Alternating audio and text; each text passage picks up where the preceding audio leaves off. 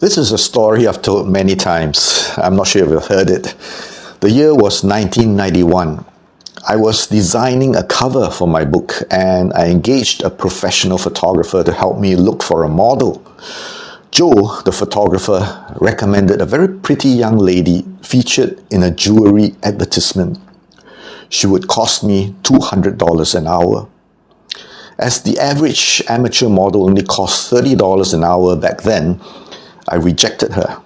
I would regret my decision years later. Why? Because her name is Fan Wong.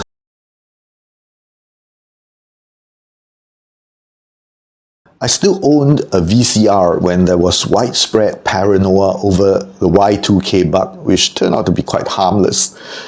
25 years into the 21st century, and this is indeed the century of disruption and the century of quantum leaps in new technologies and the mass extinction of old technologies. That is your Y2K bug, and boy did it wreak havoc. I don't know whether to consider it an honor or not, but I witnessed the slow, unobtrusive rise of a miniaturizing technology that would lead to the complete domination of the mobile phone over practically every aspect of our lives. It's not the fault of the technology.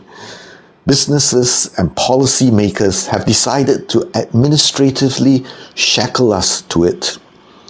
Information travels at warp speed nowadays.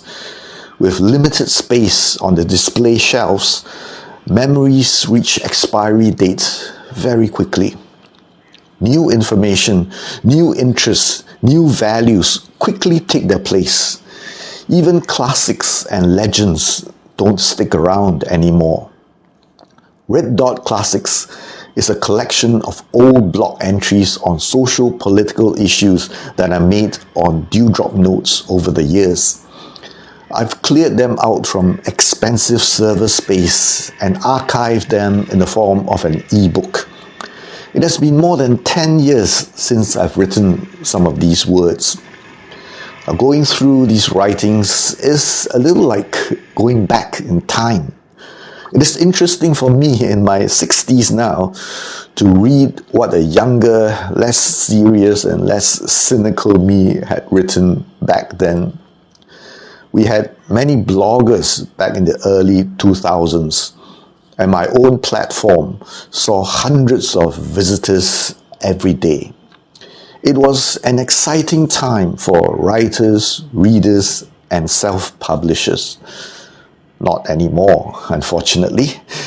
Our bloggers have vanished, and I'm lucky to have just 20 visitors to Dewdrop Notes a day now. What happened? Why have people lost interest? Even the hugely popular Mr. Brown has pivoted to become an almost apolitical Kim Huat. And though many people still rant and vent on social media, I sense fatigue. The more powerful the digital world gets, the greater our depth of commitment to it.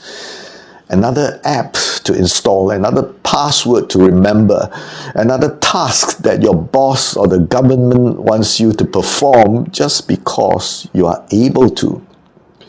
Occupation and preoccupation are killing our souls. People are busy and preoccupied enough just getting by. As a writer, I can't buck the trend, and I know I will be forgotten one day. My 22-year-old son doesn't know who Fan Wong is. A movie, a poem, a novel, a song could have survived through the years in times when we didn't need so many reminders. But when there's a universe of new information at our fingertips, former legends are destined to vanish like dewdrops. Come relive those memorable moments with me. Red Dot Classics is on Google Play. Just one click away in the description.